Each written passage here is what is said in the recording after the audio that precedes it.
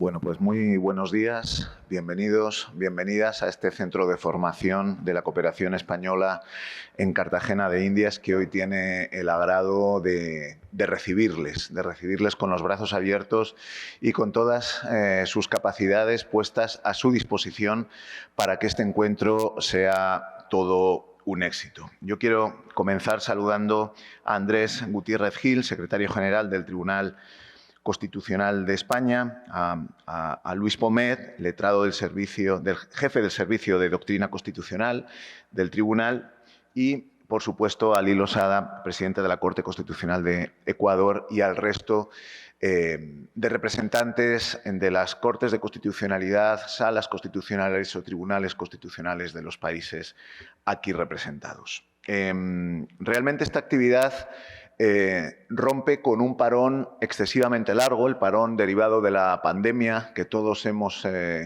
sufrido y superado en mejor o peor medida en nuestros respectivos países, y el recuperar la presencialidad es ya todo un éxito. El poder estar aquí reunidos, viéndonos las caras, el poder compartir a nivel personal y no solamente a través de una pantalla, el poder generar alianzas, el poder generar complicidades que luego, a su vez, va a generar pues, iniciativas espontáneas de colaboración entre distintos colegas, entre distintos expertos. La actividad de hoy, bajo el título Estructura y lenguaje de las resoluciones de los tribunales constitucionales, que finalizará este viernes, se enmarca dentro del programa Interconecta de la cooperación española. El programa Interconecta es un programa diseñado y pensado para intercambiar conocimiento y realizar asistencia técnica de alto nivel entre instituciones españolas e instituciones latinoamericanas, con el objetivo último de generar capacidades en estas últimas y fomentar así el desarrollo humano sostenible de la región. Como saben, la Agenda 2030 considera y reconoce explícitamente la importancia de instituciones fuertes para el desarrollo. El desarrollo no es sinónimo de disponibilidad de recursos, requiere de instituciones vigorosas, fuertes y capaces. Se trata del programa bandera de la cooperación española y busca, como les digo, pues reforzar competencias profesionales de funcionarios y de funcionarias. El seminario busca poner en común experiencias en la estructura y lenguaje de las sentencias de los tribunales constitucionales, intercambiar el conocimiento generado para proyectarlo en sus respectivas actividades profesionales y elaborar un prototipo de normas de estilo para la redacción de resoluciones jurisdiccionales y una guía de equivalencia terminológicas que será materializada como producto de conocimiento resultado de este seminario, una guía a la que concedemos especial importancia. El día de hoy empezamos con la ponencia inaugural sobre el Estado constitucional y la argumentación jurídica a cargo de don Alí Lozada Prado, presidente de la Corte Constitucional de Ecuador, la cual estará siendo transmitida vía streaming por nuestro canal de YouTube.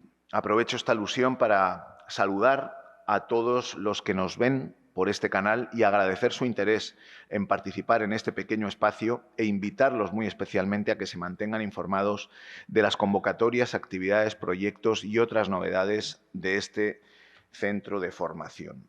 Yo he aludido a la presencialidad como una pequeña victoria inicial, ¿no? Como un pequeño éxito antes de comenzar este taller, pero quiero también poner en valor la colaboración entre dos poderes del Estado, como es el Poder Judicial y, en concreto, el Tribunal Constitucional, y el Poder Ejecutivo, representado en este caso por el Ministerio de Asuntos Exteriores y por la Agencia Española de Cooperación Internacional. Comentábamos antes con Andrés que la co-creación de esta actividad ha sido pues, realmente fluida. La colaboración entre estas dos instituciones, que por otra parte no es nueva, sino que se enmarca ya en un contexto de larga tradición y de buenos resultados, pues realmente nos satisface a todos, ¿no? Porque no es tan evidente esa colaboración entre poderes judiciales en muchos países, ¿no? Y finalmente poner en valor el propio concepto de co-creación, de codiseñar no solamente el contenido de estos talleres, sino también la metodología y las técnicas didácticas para que cada vez sean más innovadoras, cada vez sean más modernas y cada vez nos permitan, bueno, pues sacar el máximo provecho a estos encuentros. Finalizo diciéndoles que todo el equipo de este centro de formación está a su disposición para lo que necesiten. Este centro de formación es, y lo podrán comprobar, es mucho más que un maravilloso edificio, comenzando por Elda, pero el resto del equipo está a su disposición, así que cualquier cosa que necesiten, por favor, háganoslo saber. Yo les deseo muchísimo éxito en esta actividad y sin más preámbulos le cedo la palabra a Andrés.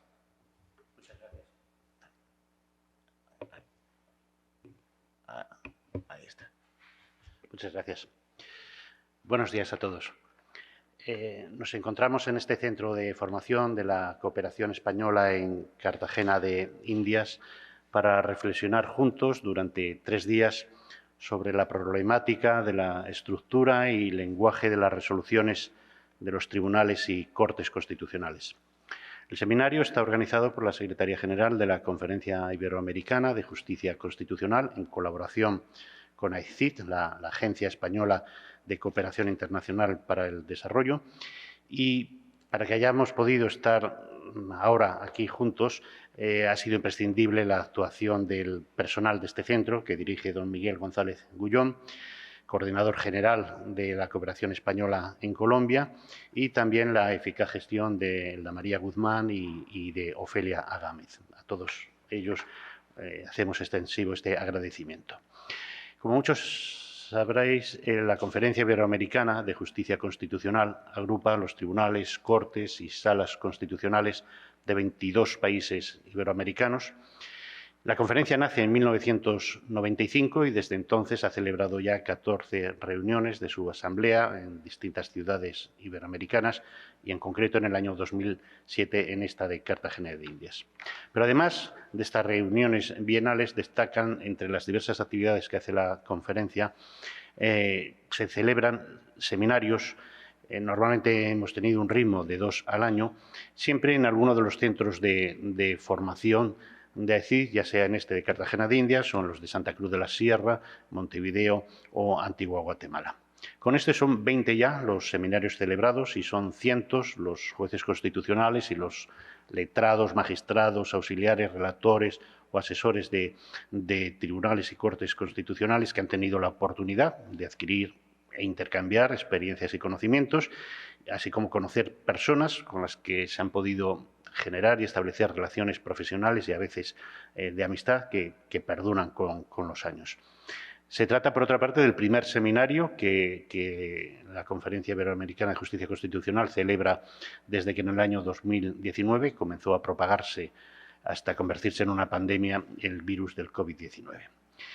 El seminario que estamos iniciando comienza, como ha señalado el director, con una ponencia inaugural que impartirá el presidente de la Corte Constitucional del Ecuador, el doctor Ali Losada, temática que constituyó el objeto de su tesis doctoral defendida en la Universidad Española de Alicante. Hoy nos hablará de Estado constitucional y argumentación jurídica y tras ello pues, tendremos la oportunidad de abrir un debate sobre los puntos tratados en su disertación. Muchas gracias a todos y bienvenidos al seminario. Buenos días. Para mí es un placer enorme y un honor estar aquí con ustedes. Gracias a la generosidad que ha tenido el Tribunal Constitucional Español, que ejerce como presidencia general o permanente y también como secretaría general de la Conferencia Iberoamericana de Tribunales y Cortes Constitucionales, y también gracias a la generosidad que ha tenido la cooperación española de recibirnos en este maravilloso recinto. Yo quisiera solamente plantear algunas ideas que quisiera compartir con ustedes en orden a situar el sentido de esta reunión que tendremos durante estos días en el contexto del Estado constitucional y de lo que se ha denominado el giro argumentativo del derecho. Hay muchos conceptos que a lo largo de la historia han sido de preocupación para la humanidad. Pensemos, por ejemplo, en el concepto de vida, en el concepto de conocimiento, de verdad, de justicia, de amor y de derecho. Estos conceptos, si bien han estado a lo largo de la historia humana presentes, sin embargo, de alguna manera son hijos de su tiempo. Precisamente nuestra presencia aquí en esta bellísima ciudad de Cartagena de Indias nos recuerda cómo la pluma magistral de García Márquez pintó el amor en los tiempos del cólera. Nosotros como juristas que tenemos que ser también hijos de nuestro propio tiempo, en cada uno de nuestros países estamos abocados a construir y a vivir el derecho en los tiempos del constitucionalismo. Cuando se habla de constitucionalismo, se puede hablar de muchas cosas. Una de ellas, un sentido de constitucionalismo, vendría a ser el Estado constitucional, el concepto de Estado constitucional. Este concepto de Estado constitucional, como sabemos, no ha sido eterno ni perenne en la historia humana, sino que ha sido algo que ha surgido en un momento determinado, en ciertas coordenadas geográficas y temporales, y que a día de hoy se ha extendido por la mayor parte del mundo. Pero yo quisiera invitarles a escrutar un poco cuáles son las características que definen esta idea de Estado constitucional. Una primera idea, quizá en sentido negativo, que habría que plantear, es que por Estado constitucional no estamos hablando simplemente de un Estado con una constitución formal, es decir, no hablamos simplemente de un Estado con un documento constitucional. Hablamos de mucho más que eso. Hablamos de un Estado con una constitución, sí, pero una constitución que tiene algunas características peculiares. En primer lugar, se trata de una constitución que tiene supremacía formal, es decir, como solemos mencionar los juristas, está en la cúspide de la pirámide jurídica, es la norma suprema del ordenamiento. Esta es una característica formal, ciertamente, y que muchas veces, especialmente con los más jóvenes, con los estudiantes, me suele ocurrir que les pregunto ¿por qué la Constitución es suprema? ¿Por qué es la norma máxima del ordenamiento jurídico? Y muchos me contestan porque el artículo tal de la Constitución dice que es la norma suprema. Claro, esa es una respuesta que no puede ser satisfactoria simplemente porque la propia Constitución es la que se está autoatribuyendo ese carácter jerárquico supremo. Pero si lo que estamos averiguando es por qué es suprema la Constitución, no podemos decir que es porque ella misma lo dice. Entonces, los teóricos han coincidido en que la razón por la que las constituciones en nuestro tiempo son, en general, constituciones que tienen el máximo nivel jerárquico en el ordenamiento, es porque gozan de un atributo, que es el atributo de la rigidez. Son rígidas en el sentido de que el procedimiento para su reforma es un procedimiento más grave que el que la propia Constitución establece para la expedición o reforma de la ley. Eso es lo que hace que la Constitución sea suprema, no otra cosa. Si la Constitución no tuviese un procedimiento más difícil para ser reformada que lo que está previsto para la ley, pues entonces estaría al alcance del legislador la reforma de la Constitución y ya no sería suprema. Pero este rasgo, que es un rasgo muy conocido, no es suficiente para caracterizar la constitución de un Estado constitucional.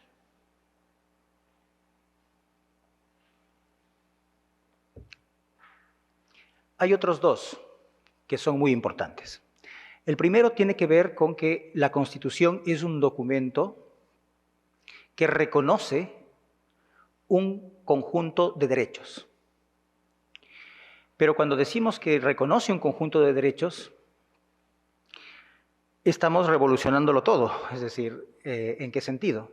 En el sentido de que no son meras reglas como las que había en el Código Civil.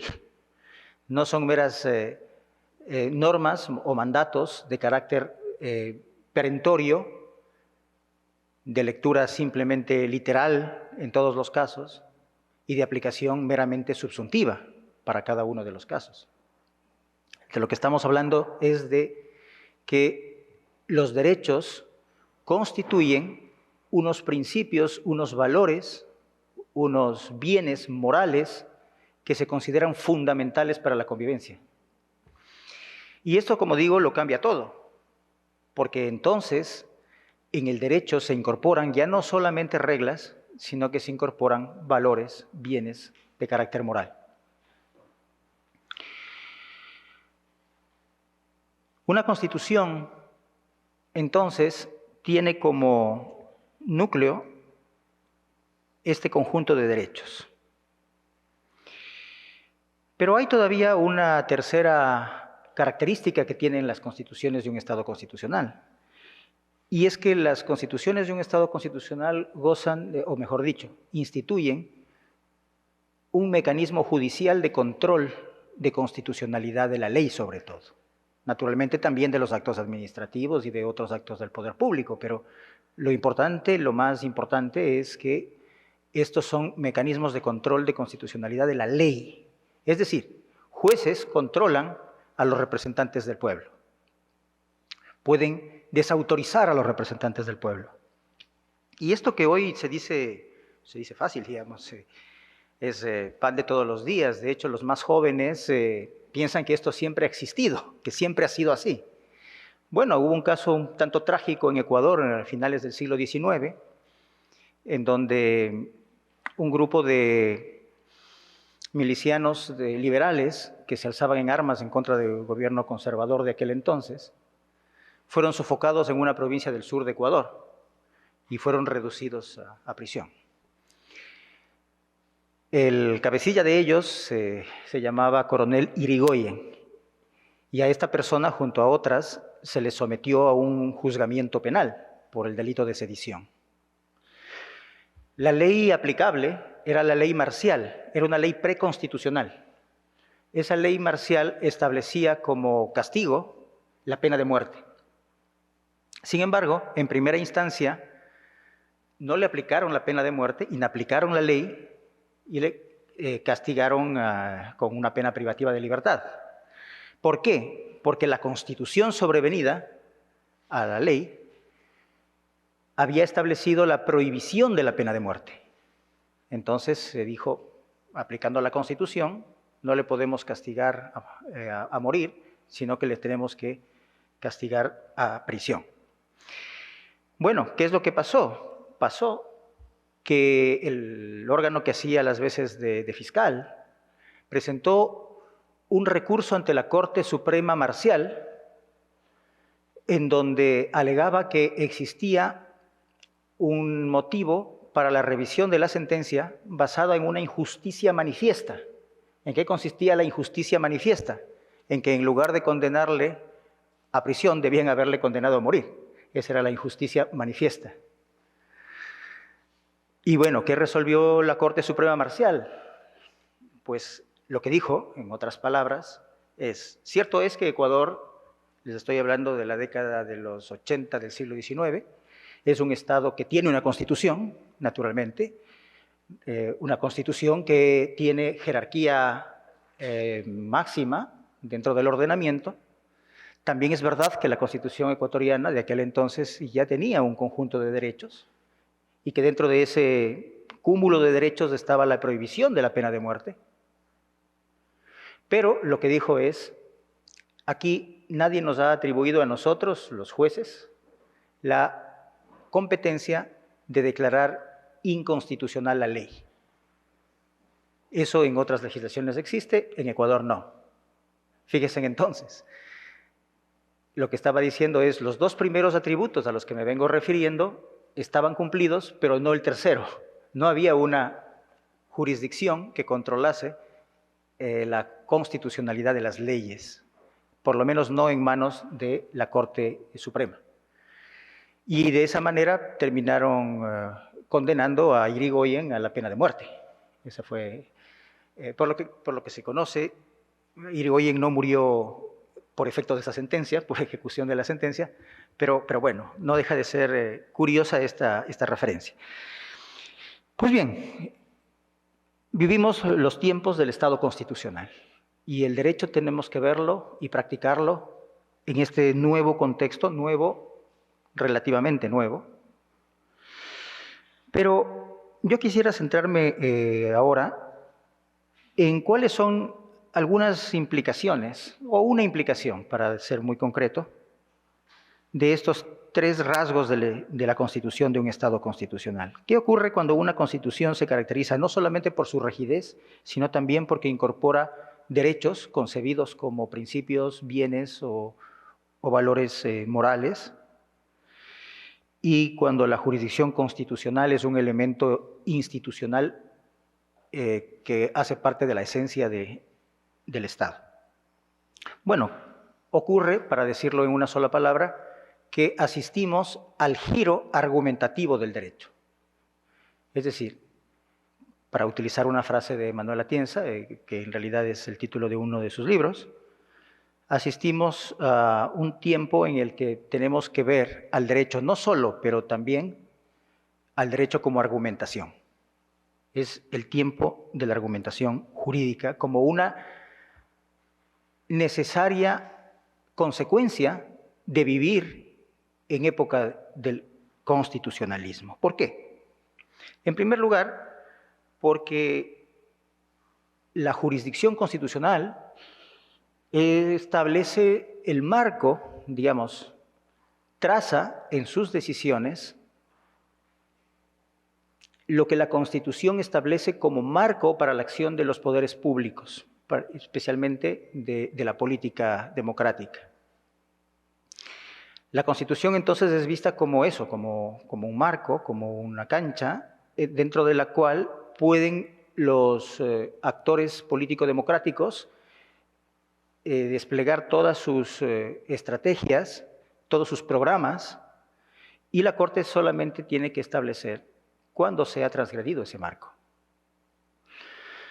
Pero claro, ese marco no viene establecido por reglas solamente, como ya decíamos antes, sino que fundamentalmente el marco viene establecido por derechos, es decir, por principios, por valores. Y entonces el Tribunal Constitucional, para poder trazar la cancha, tiene que razonar, tiene que argumentar, no solamente con reglas, sino con principios, con valores. Tiene que hacer un ejercicio de argumentación, de razonamiento ponderativo, como suele decirse, es decir, valorativo. Esta es la consecuencia de tener una constitución como la que hemos descrito. Ahora bien, ¿cuál es entonces la centralidad que ocupa la argumentación jurídica en la práctica del derecho de hoy? Pues esa, precisamente. La argumentación jurídica tiene que ser, digamos, central. ¿Por qué? Porque fundamentalmente se trata de construir los marcos institucionales desde el Tribunal Constitucional a partir de ponderaciones de principios. Hablar de que un Tribunal Constitucional tiene que hacer respetar el marco que imponen los derechos es un axioma, es indiscutible. El problema es que muchas veces los derechos colisionan entre sí, tiran en direcciones opuestas. Y entonces es la valoración que haga de esos derechos lo que el tribunal, lo que finalmente se termine estableciendo como límite, como trazado de la cancha para la democracia. Ahora bien, a partir de esto, en la teoría del derecho se ha desarrollado muchas tesis que hablan especialmente una, de la conexión necesaria que hay entre el razonamiento jurídico y el razonamiento moral. ¿Por qué? Justamente por lo que hemos dicho. Porque llega un momento en el razonamiento jurídico en donde los textos autoritativos, los textos que nos trae la Constitución o que nos traen los instrumentos internacionales, no son suficientes para determinar la solución a un caso. Y entonces allí lo que termina siendo necesario es un razonamiento de carácter valorativo en donde se sopesen los derechos y en donde se diga cuáles son sus alcances, sus límites. Digamos que la lucha por los derechos no puede entenderse como un camino unidireccional, sino que tiene que verse como un trabajo complejo dirigido a establecer sus alcances y sus límites. ¿Por qué? Porque las posibilidades de extensión del derecho A muchas veces depende de la restricción del derecho B. No es posible realizar todos los derechos en la mayor medida posible de manera simultánea en todos los casos. Ahí está la gran complejidad y la necesidad de la argumentación. Si no somos como juristas unos buenos argumentadores, en este sentido al que me vengo refiriendo, entonces no vamos a ser unos buenos aplicadores de la Constitución. Quiero terminar, refiriéndome brevemente al concepto de argumentación jurídica. No me voy a referir a todo él, solamente a aspectos básicos que propone Manuel Atienza. En primer lugar, la argumentación jurídica viene a ser un juego lingüístico, un juego de lenguaje. Solamente que el fin que persigue la argumentación jurídica no es el fin que persigue, por ejemplo, la literatura narrativa. Tampoco el fin que puede perseguir otro tipo de género. La argumentación es usar el lenguaje, sí, pero es usar el lenguaje de una determinada manera. Es usar el lenguaje para sostener, defender una tesis, aportando razones para ello. Eso es lo característico. En ese sentido, una novela no es argumentativa. Una novela puede presentar la argumentación o retratar la argumentación de los personajes, pero en sí misma no es argumentativa. El segundo carácter de la argumentación jurídica, que es sumamente importante para la práctica, es que una argumentación es una práctica lingüística que presupone un problema.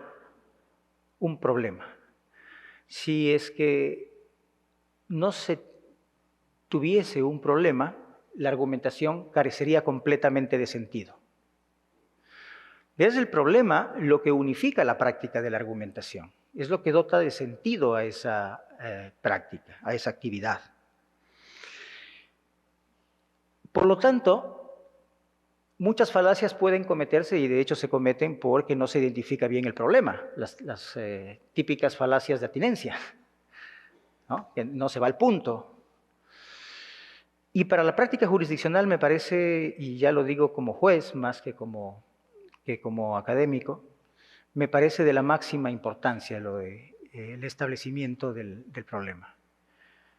Identificar bien el problema es algo que merece la pena, acertar es el 50% de la solución, digamos.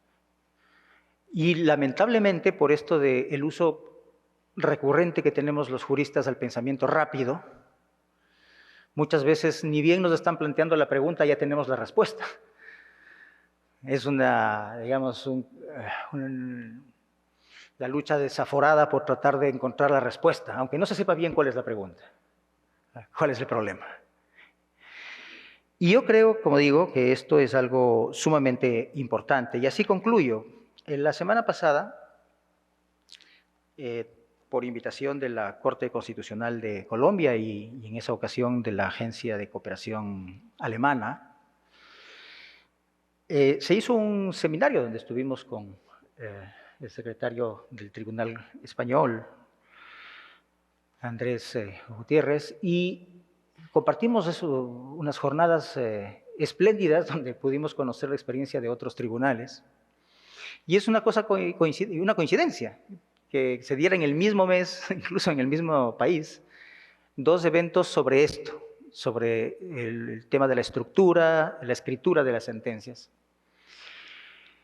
Y entonces, aquí llego a lo que quería anunciar al comienzo que quería llegar, y es a plantearles cuál es, en mi opinión, el sentido de esta reunión, y por tanto también de la que tuvimos en Bogotá la semana pasada.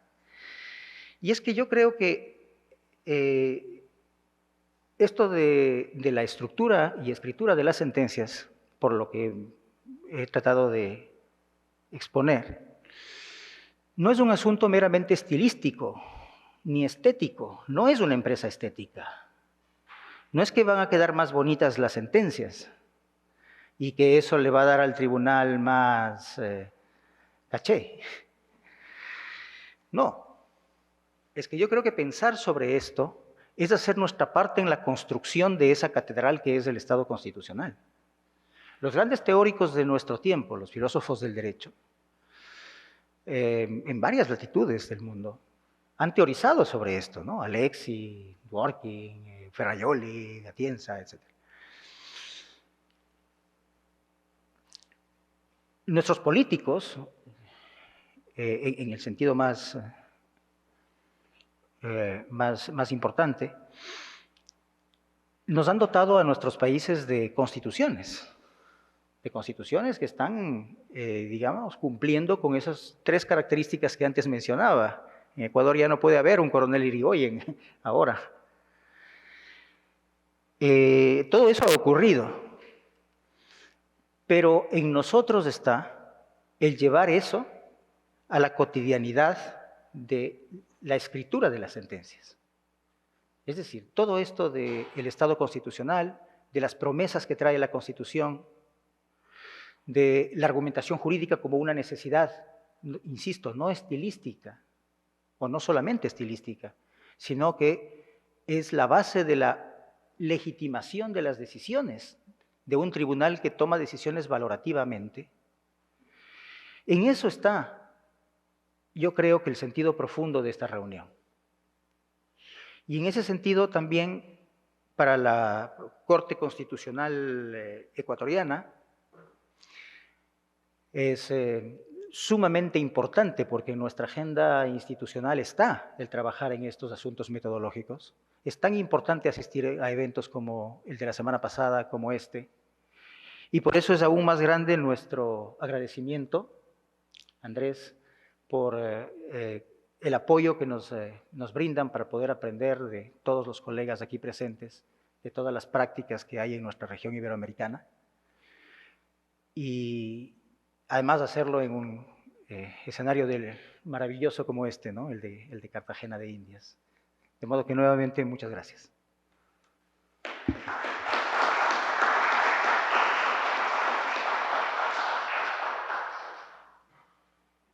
Sin más trámites, retomamos, si os parece, el contenido de la exposición del presidente Losada, y bueno, yo me retiro, y la tónica general tiene que ser de cada uno ir interviniendo sin esperar a que le den el turno de palabras, simplemente levantando, y el que haya hecho la exposición pues irá un poco dando los turnos en el caso de que haya más de una persona.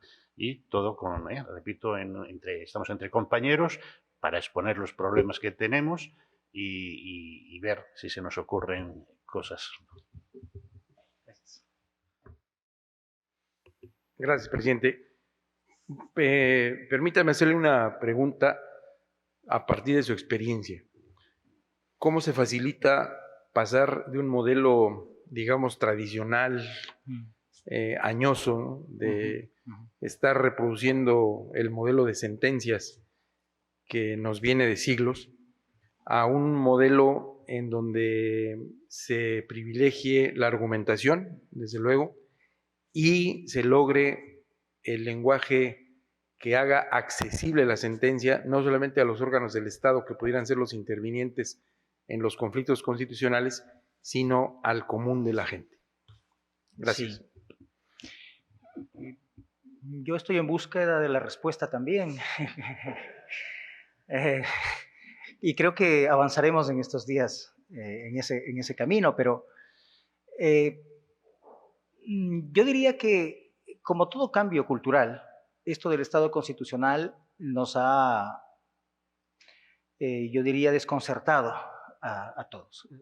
Eso es así. Necesariamente tenemos que ir aprendiendo cómo construir esto que Nino llamaba la catedral, ¿no? La práctica constitucional como una catedral, es decir, un proyecto de largo plazo que no corresponde a un solo arquitecto mentor, ni mucho menos, sino que es algo que va pasando, digamos, de generaciones inclusive a otras. Pero y digo esto del desconcierto por lo siguiente. En el año 2009, yo viví en España, ahí viví muchos años, digamos, muy contento en España, y fuimos con Manuel Atienza, que es mi maestro, a Ecuador. Nos convocaron a realizar un trabajo de análisis de sentencias. Entonces, para mí era un privilegio trabajar con él y le ayudaba y todo. Y entonces, Ecuador, les hablo del año 2009, ¿no? En el 2008 fue como el boom del constitucionalismo en Ecuador, con la Constitución del 2008 precisamente, que se expidió en ese año. Y entonces, esto que les decía antes, la necesidad de argumentar con valores, con principios, con derechos. Entonces, con mucho orgullo nos habían recomendado una sentencia de la Corte Constitucional, entonces, digamos, en un proceso embrionario y tal. Y bueno, a uno de los asesores se le había ocurrido que la manera de razonar, o sea, de acometer con este desafío de poder argumentar en el Estado constitucional era utilizar a pie juntillas la fórmula de Alexi. Y entonces exponía lo de la fórmula que todos conocemos, ¿no? El peso abstracto, el peso concreto, la fórmula, todo eso. Entonces eran páginas de exposición de la fórmula. Y luego se animaba incluso a poner valores a las variables de la fórmula.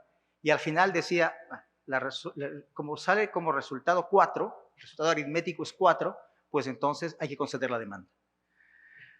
Y entonces, claro, nosotros en ese análisis que hacíamos con Atienza mostrábamos que esa era una muy mala manera de entender a Alexi, de entender la ponderación, de entender todo, digamos. Pero fíjense el desconcierto que provoca. O sea, se sabía que había que argumentar de otra manera, se sabía que no se podía seguir repitiendo los moldes que, como dice el magistrado, nos han acompañado durante muchísimo tiempo. Pero la pregunta es ¿cómo? ¿Cómo lo hacemos?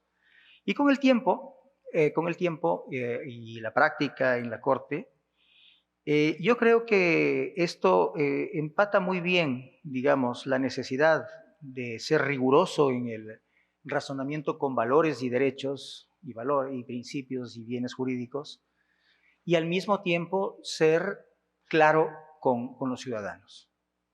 Porque si es que aceptamos que en casos como el aborto, por ejemplo, en muchos países, o el matrimonio entre personas del mismo sexo, etcétera, temas que dividen a la sociedad, finalmente la Corte va a tomar una postura, en un sentido o en otro, igual. Y eso va a basarse en una determinada interpretación moral de la Constitución. Porque no hay un texto, a menos que la Constitución traiga el texto, ¿no? Y diga, esto es así. Pero si en eso se va a basar la decisión del tribunal, y el tribunal tiene que asentar su legitimidad en la racionalidad de lo que motiva en sustento de sus decisiones, eso tiene que ser comprensible y transparente para la gente. No puede ser, por poner el ejemplo extremo que antes ponía, una fórmula, ¿no? Que solamente un iniciado podía saber la fórmula de Alexi y todo lo demás. No. Yo creo que tiene que ser algo, tiene que estar en un lenguaje claro, pero y con lo que no se pierde necesariamente la profundidad, ni la rigurosidad. Yo creo que el camino es largo porque somos hijos de una tradición siempre, ¿no es cierto? La cultura es eso, ¿no? Pero vamos poco a poco encontrando las claves. Yo no las tengo, sinceramente. Y en la Corte Constitucional estamos haciendo avances para poder encontrar la forma de que esto vaya bien. Yo diría, si me permiten tomarme unos 30 segundos más, también partiendo de la teoría de la argumentación jurídica, ¿no? Allí se dice, la argumentación jurídica tiene 4 dimensiones. Hay una dimensión lógico-formal, hay una dimensión sustantiva, hay una dimensión material y hay una dimensión pragmática. Entonces yo diría que nosotros lo que tenemos que tratar es de ver cómo podemos construir nuestros modelos, que por lo demás tienen que ser sensibles al contexto, no hay talla única, digamos. Esto lo discutíamos la semana pasada en Bogotá. Pero digo, teniendo como guías, digamos, estas dimensiones. Entonces, por experiencia de la Corte, le puedo comentar, de la Corte ecuatoriana, lo primero es asentar lo formal, que es la estructura, digamos, en donde el problema jurídico esté bien identificado y que pueda vertebrar toda la argumentación que va a responder el problema jurídico y que finalmente se conecte con la decisión que dispara esa argumentación. Entonces, si solamente buscáramos ver esos ejes, digamos, dentro de la sentencia, ya creo yo que avanzaríamos bastante. De mi experiencia en la Corte, con mi grupo de asesores, y esto es por donde hemos empezado, por la parte estructural. Pero somos conscientes que hace falta ir mucho más allá. La parte, por ejemplo, pragmática y retórica es muy, muy importante. Yo siempre digo, en lo bueno hay que fijarse en los demás. Y me parece que el estilo de la Corte norteamericana, por ejemplo, es un buen estilo de claridad y no por eso de superficialidad, ni mucho menos. Es como una especie de profundización del sentido común, digamos. Pero claro, conquistar eso yo todavía no sé cómo, sinceramente.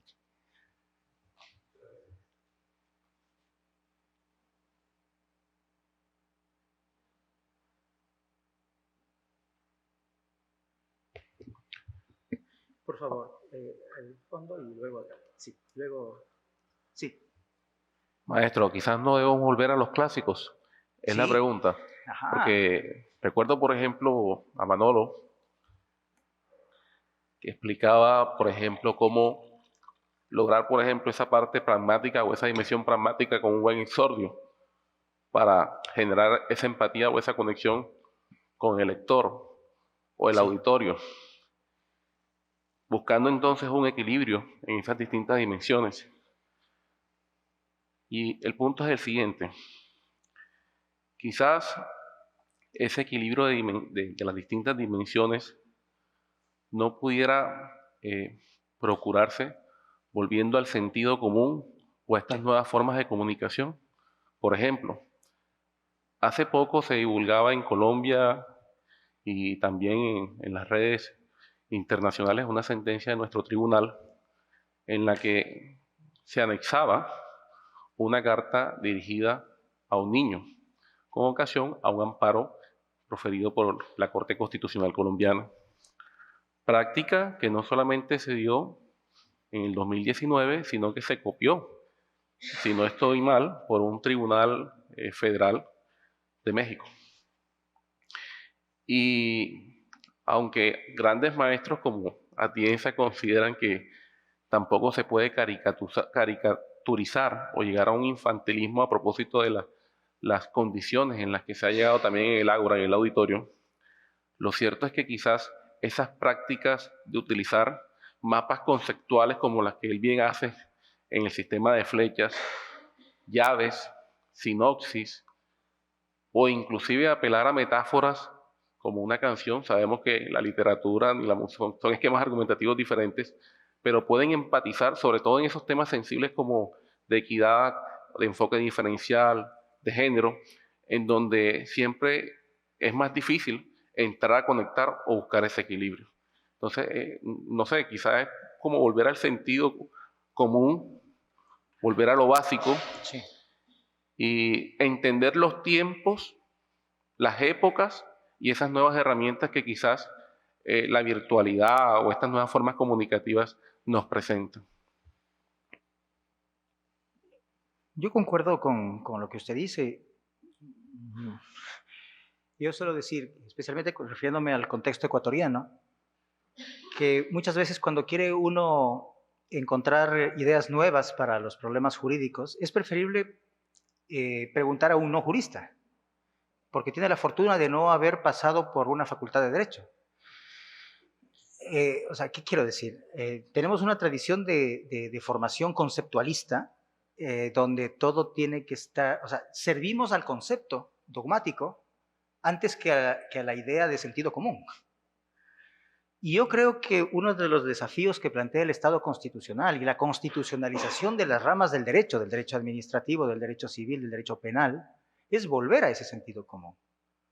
Probablemente una buena práctica, un buen ejercicio pueda ser leer diálogos platónicos entre jueces, ¿no? Un club de lectura entre judiciales, entre nosotros, y volver a eso. Por otro lado, usted se refería a la tradición retórica. Yo creo que también hay que volver a la tradición retórica, la retórica bien entendida, a esta que viene de Aristóteles, digamos, de Quintiliano, etc. Porque allí ya se conocía cuál podía ser una estructura básica. No quiere decir que sea talla única tampoco, pero sí hay una estructura básica que responde a determinados conocimientos que la psicología cognitiva contemporánea da cuenta de eso, digamos, ¿no? Es decir, el tema de los sesgos, el tema de cómo persuadir. Es decir, hay una sabiduría psicológica muy importante detrás de esas técnicas retóricas. De manera que yo sí creo que tenemos que un poco deconstruir, digamos así, el discurso jurídico acartonado que nos ha dejado la tradición, ¿no? Por favor, tenía... Muchas gracias. Bueno, más que todo es un comentario, no es una pregunta. Como para ir aportando, ir trayendo temas que pueden salir a flote en las siguientes charlas. Retomo una parte de su intervención en relación con la definición del problema jurídico, en el que yo creo que todos coincidimos en que pues, definirlo bien de forma adecuada nos da una guía muy clara de lo que debe ser la solución. Y es precisamente en el camino que tomamos para construir la solución que a veces nos vamos perdiendo, ya sea porque o no se definió bien el problema jurídico o si se definió bien, no lo seguimos. Y digo eso porque pues, en aras de la estructura y el lenguaje de las decisiones, pues muchas veces sobreargumentamos o vamos muy atrás en el tiempo hacia el Código de Hammurabi o hablamos de cosas que no son pertinentes o se expanden mucho los párrafos, los capítulos que nos sirven de argumentación.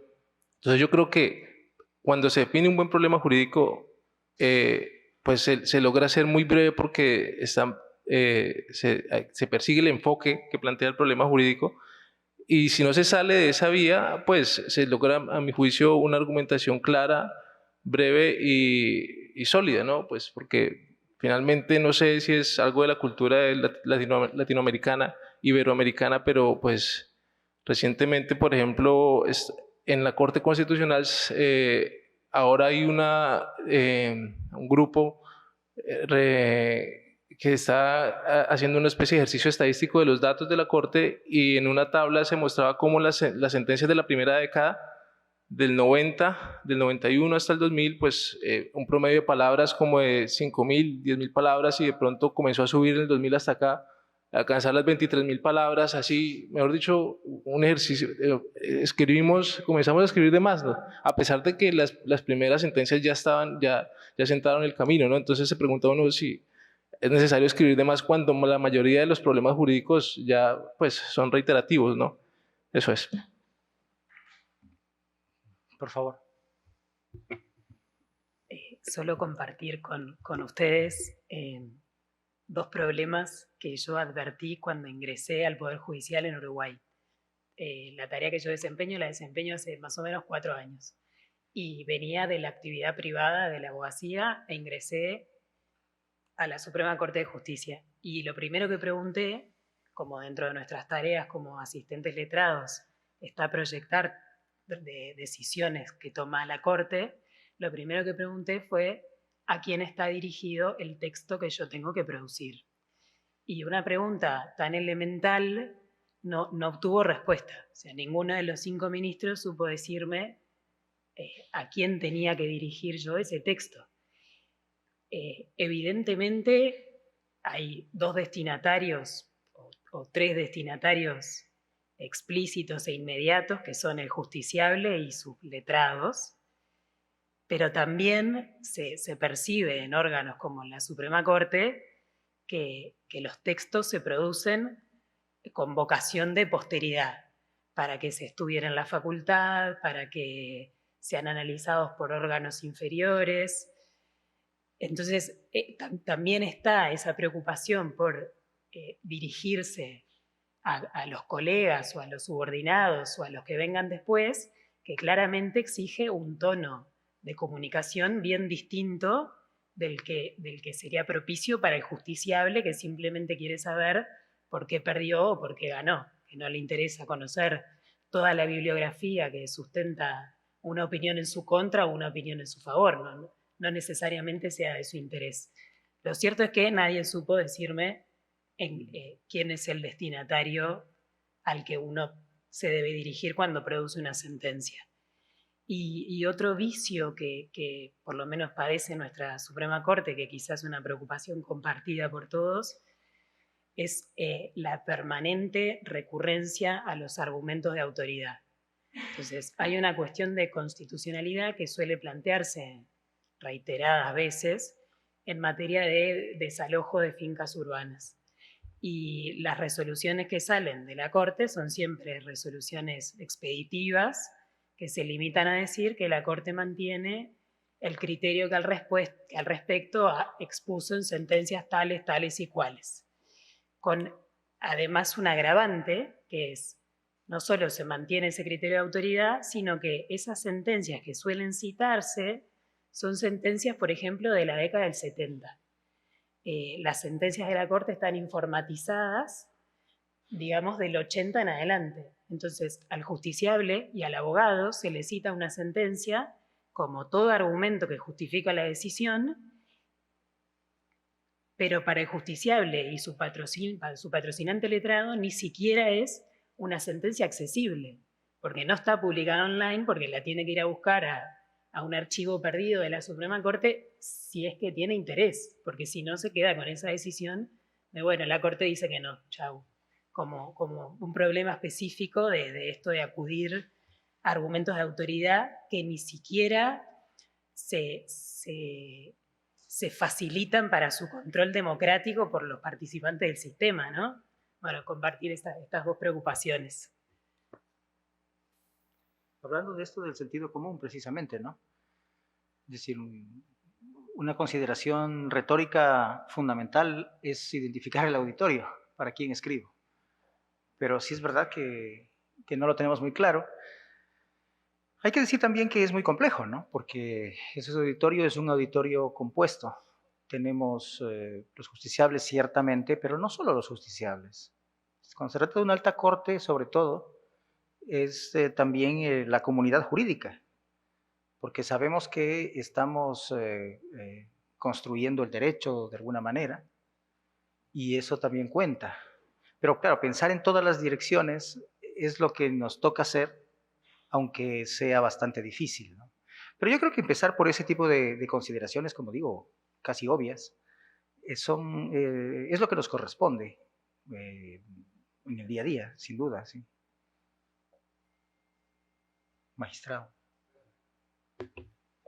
Hay una tendencia que ha surgido en España que trata de incluir en el catálogo de derechos humanos el derecho a comprender. Y esto quizá abone al comentario de Sofía, porque si partimos de que una resolución judicial venga del órgano que venga, es resultado del ejercicio de una facultad pública, pues entonces partiríamos de la base de que debe entenderlo quien lo lea, en diferente nivel y con diferente interés. El académico lo leerá de una manera, el juzgador de otra, el buscador de precedentes de otra, y el ciudadano y el comunicador y el periodista pues lo leerán de otra. El problema es justamente cómo hacemos para que, sin perder la seriedad, las resoluciones judiciales cumplan con ese derecho a comprender, que hoy es, desde mi punto de vista, uno de los retos que se nos están presentando al momento de resolver en tribunales. Y no solo en tribunales, sino también en órganos administrativos, en todas las administraciones públicas, es decir, en todos los actos emanados de autoridad, el individuo tiene que entender qué le quieren decir. ¿Qué le está diciendo el alcalde cuando en un bando dice que deben cerrar los establecimientos por tal o cual razón? Lo mismo que el juez constitucional o el juez de primera instancia está resolviendo un divorcio o está resolviendo una controversia entre instituciones del Estado.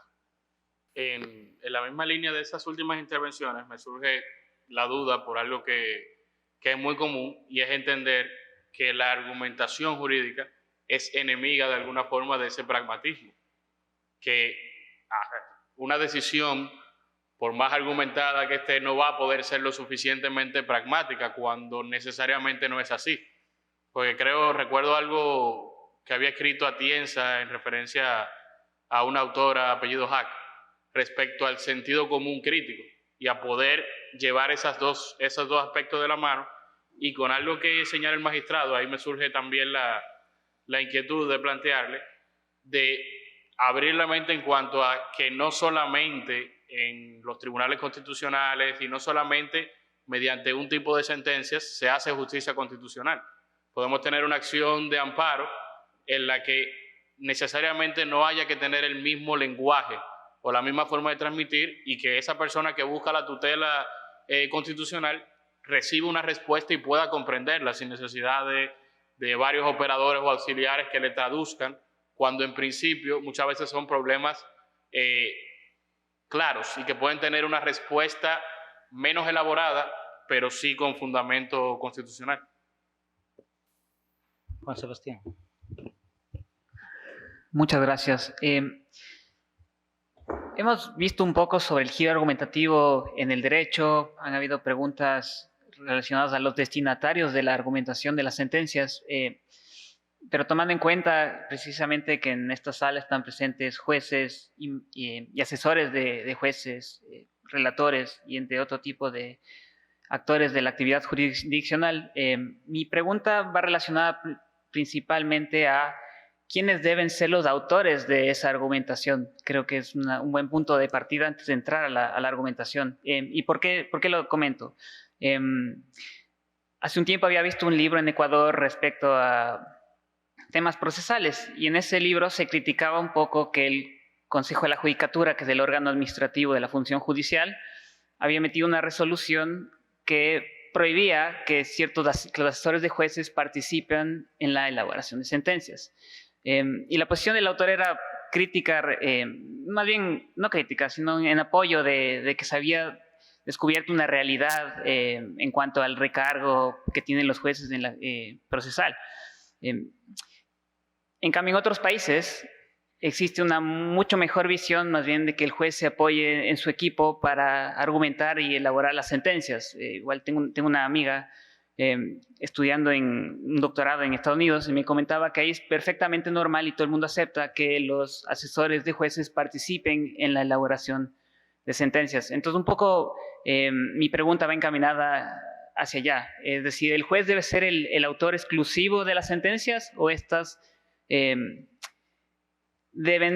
pueden ser apoyadas más bien en todo el equipo del despacho que pueden contribuir a la argumentación jurídica de la sentencia. Eso principalmente. Gracias. Me parece que por razones operativas no sería posible que el magistrado escriba todas las sentencias. Creo que no. Me parece que este asunto ciertamente se ubica dentro de la deontología del juez. Es decir, un juez tiene que tener la responsabilidad de que salga una sentencia y tiene que asegurarse para ello tener un grupo de letrados que sea solvente, que le pueda apoyar, pero las directrices las tiene que trazar el juez, me parece. Es decir, yo por ejemplo, en mi despacho, para los casos ordinarios ya hay ciertas directrices planteadas, pero cuando hay un caso difícil, primero vemos por dónde va a ir el proyecto y señalo cuáles son los criterios con los que tiene que elaborarse ese proyecto. Y luego, naturalmente, lo reviso y si es del caso, le echo mano, digamos.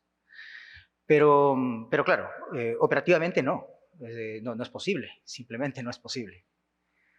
Y creo que esto nos lleva a un aspecto interesante, ¿no? Creo que eso tiene mucho calado y es también a partir de cómo definamos estas cuestiones metodológicas, también cómo tiene que ser el perfil de un letrado, según el tipo de corte de que se trate. Por favor, profesor. Coincidiendo en esta misma línea. A mí me parece que el juez constitucional, nos estamos refiriendo, entiendo, sobre todo al juez constitucional, lo que tiene que hacer es decidir, resolver. Por una razón muy sencilla, porque solo los jueces constitucionales, los magistrados constitucionales, el colegio, goza de legitimidad democrática. El letrado, en el mejor de los casos, tendrá una legitimidad, lato sensu, técnica, pero no puede tener nunca la potestad de decidir. Dicho esto, por supuesto que el juez, el magistrado, se apoyará en su equipo. Lo mismo que se apoya en el escrito de la demanda o en la contestación de la contraparte y en otra serie de informes de quienes comparezcan. Adelanto algo, la actividad jurisdiccional se parece a la literatura en algunas cosas, pero desde luego lo que está claro es que no tenemos un autor único, sino un autor colectivo incluso en cada una de sus realizaciones. Era un poco al hilo, completando un poco lo que sí, gracias. Yo creo que sí, es de mi experiencia, digamos. Por favor, creo que no habías hablado tú, solo por... No, solo para preguntar, doctor Ali, que como comentaba que estaba con su equipo adelantando una especie de trabajo para un manual, quería saber, de pronto todos, qué desafíos ha encontrado o sí. Cómo va ese avance. Nosotros nos hemos tomado muy en serio, digamos, el aspecto metodológico. Y tengo que insistir en los agradecimientos, digamos, nuestros colegas de otros países nos han apoyado ahí. En muestra de ello es que estamos aquí. Nos han apoyado mucho. Y en ese camino de encontrar, digamos, la metodología apropiada, hecha a medida de nuestras circunstancias, que sea congruente con esta idea del Estado constitucional y la necesidad de argumentar. En este camino, digo, nosotros hemos identificado algunas cosas que nos parecen interesantes. En primer lugar, nosotros no sabemos si finalmente vamos a terminar haciendo un solo manual metodológico o varios manuales metodológicos. Esa es una de las preguntas que quisiéramos discutirlas en estos días. No porque ya lo tengamos hecho, sino porque queremos ver cuál va a ser nuestro plano de trabajo. ¿Por qué digo varios o uno solo? Porque uno que sí es claro es el de estilo. O sea, creo que una corte debe tener un manual de estilo. Ese lo tenemos en borradores, a lo que se refería Juan Sebastián, y estamos trabajando. Pero luego hay otros niveles. El nivel ya hablando así, más de la estructura, digamos, lógica de la sentencia antes que del estilo formal de la sentencia. Entonces, el problema, cosas que ya tienen más alcance. Y finalmente creo que tiene que redundar en otro ámbito, otro nivel, que es el de los precedentes y de cómo escribimos las sentencias con miras a construir un sistema de precedentes. Entonces, esto es una arquitectura, digamos, de largo plazo. Así creo que hay que verlo. Ahora estamos solamente discutiendo, digamos, las primeras piedras. Pero creo que la pregunta es muy interesante porque permite